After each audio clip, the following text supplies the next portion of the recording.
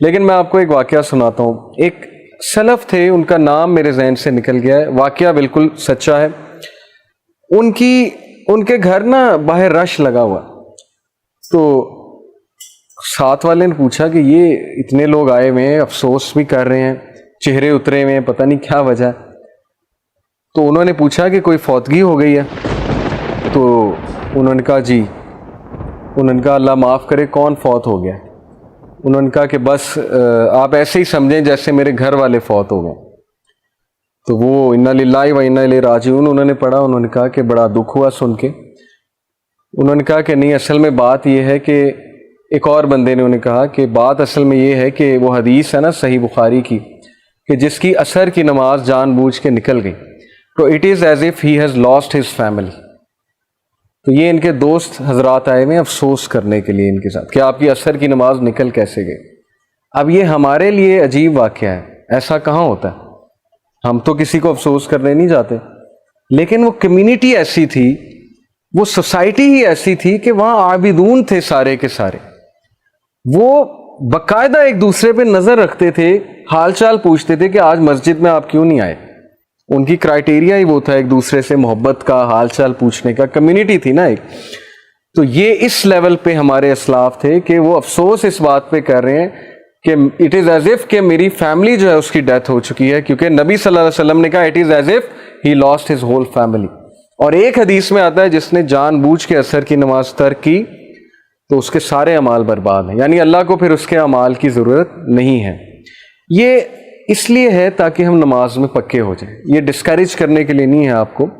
دیکھیں کانسیکوینس جب پتا ہو کسی چیز کا, انسان اس چیز میں کنسسٹنٹ ہو جاتا ہے, ہیومن نیچر ہے. تو اینی وے یہ وہ لوگ ہیں جو 5 وقت کی نماز کی حفاظت کرتے ہیں, اور حفاظت کرنے سے مراد بالکل اسی طرح ہے جس طرح آپ اپنی قیمتی ترین چیز کی حفاظت کرتے ہیں, تو نماز آپ کی قیمتی ترین چیز ہونی چاہیے. اور اس کی حفاظت سے مراد یہ ہے اس کو اول وقت پہ پڑھنا, کیونکہ پروفٹ صلی اللہ علیہ وسلم سے جب ایک صحابی نے پوچھا تھا کہ یا رسول اللہ وچ از دا بیسٹ ڈیڈ, سب سے بہترین عمل کون سا ہے؟ اب پروفٹ صلی اللہ علیہ وسلم یہ بھی کہہ سکتے تھے غریب کی مدد کرنا, یتیم کو کھانا کھلانا, کسی کے سر پہ ہاتھ رکھنا, کسی کو خوش کرنا. ہیومینٹی یہ بھی ہے, اس کا انکار تو نہیں ہے, لیکن یہ تو بہت بیسک ہے. تو پروفٹ صلی اللہ علیہ وسلم نے کہا کہ اول وقت پہ نماز ادا کرنا یہ سب سے بہترین عمل ہے, افضل العمل, اول وقت پہ نماز ادا کرنا. اور پھر پوچھا, پھر تو پروفٹ صلی اللہ علیہ وسلم نے کہا کہ جہاد ان دا وے آف اللہ, اللہ کی راہ میں جہاد کرنا, اسٹرگل کرنا, اسٹرائیو کرنا. اور پھر پوچھا کہ اس کے بعد تو کہا being good to your parents, ماں باپ کے ساتھ حسن سلوک کرنا.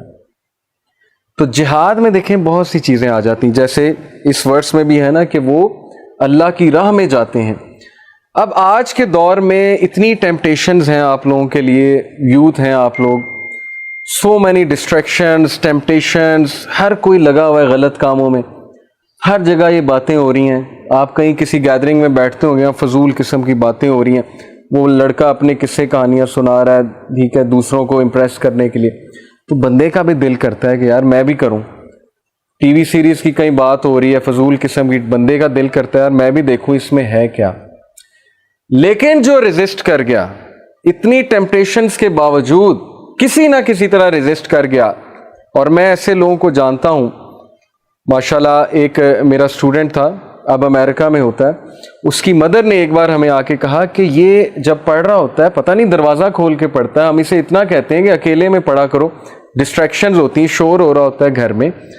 تو ہم نے جب اس سے بات کی تو اس نے کہا کہ اصل میں فتنے سے ڈرتا ہوں, آئی ایم اسٹرگلنگ, تو میں دروازہ کھولتا ہوں کہ مجھے میری نظر پڑے لوگوں کی مجھ پہ.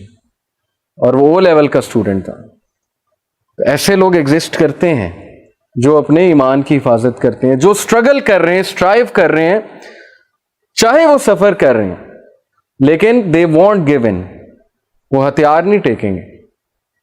جیسے وہ اشفاق احمد کا ایک کوٹ ہے نا کہ جو بندہ بد کردار ہوتا ہے وہ کسی بھی کنویں سے پانی پی لیتا ہے, وہ یہ نہیں دیکھتا کیا حلال ہے کیا حرام ہے, اسے پیاس لگی اس نے کہیں سے ہی بجھا لینی. لیکن جو با کردار ہے وہ پیاسا مر جائے گا لیکن وہ اس کنویں سے پانی نہیں پیے گا جو زہر ہے, جو اس کے لیے خطرناک ہے.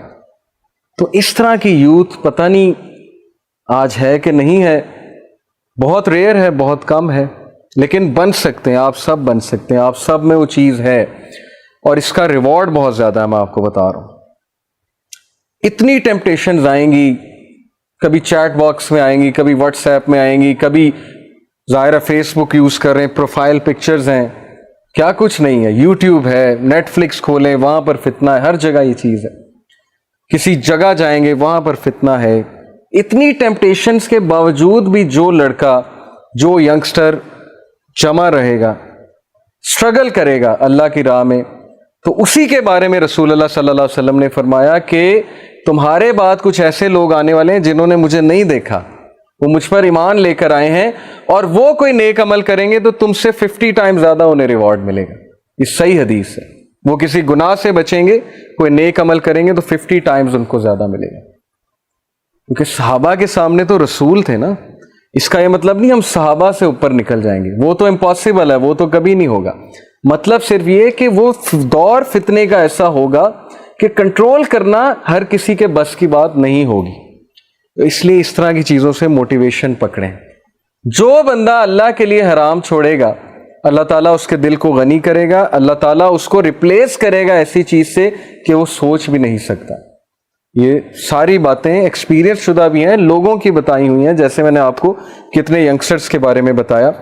سو وہ لوگ جو نماز کی حفاظت کرتے ہیں, رکوع اور سجدہ کرتے ہیں. Then those who enjoin the right and forbid the wrong, یہ بہت ضروری ہے. مسلمان ہونے کا ایک تقاضا یہ ہے کہ آپ نیکی کا حکم دیں, برائی سے روکیں. نبی صلی اللہ علیہ وسلم نے فرمایا کہ جب تک میری امت میں امر بالمعروف ہے اس میں خیر ہے. جیسے ہی تم لوگ نے نیکی کا حکم دینا چھوڑ دیا, برائی سے روکنا چھوڑ دیا, اللہ will send such diseases upon you کہ تم نے نام بھی نہیں سنے ہوں گے. اللہ تعالیٰ ایسی ایسی بیماریاں بھیجے گا تمہاری طرف, سزا دینے کے لیے نہیں, ریمائنڈر کے لیے, ریمائنڈ کرانے کے لیے کہ جاگ جاؤ, بہت ہو گئی ہے. اور پاکستانی نیشن کو جاگنے کی بہت ضرورت ہے. ہم سو رہے ہیں, بڑے عرصے سے ہم سو رہے ہیں. کرپشن پھیل چکی ہے, انجسٹس پھیل چکا ہے, ہر طرف نظام جو ہے بگڑ چکا ہے. تو کون اٹھے گا؟ یوتھ نہیں اٹھے گی تو کس نے آواز اٹھانی ہے؟ اصحاب کہف اگر یہ سوچنے بیٹھ جاتے کہ ہم تو 7 ہیں, وہ اگلے تو کروڑ ہیں, تو پھر چینج آتی کبھی. پھر بہت سے لوگ یہ سوچتے ہیں کہ نہیں جی نہیں, چینج نہیں آنے والی. ابھی ریسنٹلی لاسٹ ویک کہیں ہم بیٹھے ہوئے تھے تو وہاں یہی باتیں ہو رہی تھی کہ پاکستان ٹھیک نہیں ہو سکتا, پاکستان کا کوئی کچھ نہیں کر سکتا, چاہے عمران خان آ جائے, چاہے کوئی بھی آ جائے, دنیا کا کوئی بھی پرائم منسٹر آ جائے, پاکستان ٹھیک نہیں ہو سکتا. تو بات یہ, ٹھیک کرنا, پاکستان کو ٹھیک کرنا, یہ اللہ کی ذمہ داری ہے. آپ کی ذمہ داری اپنے آپ کو ٹھیک کرنا.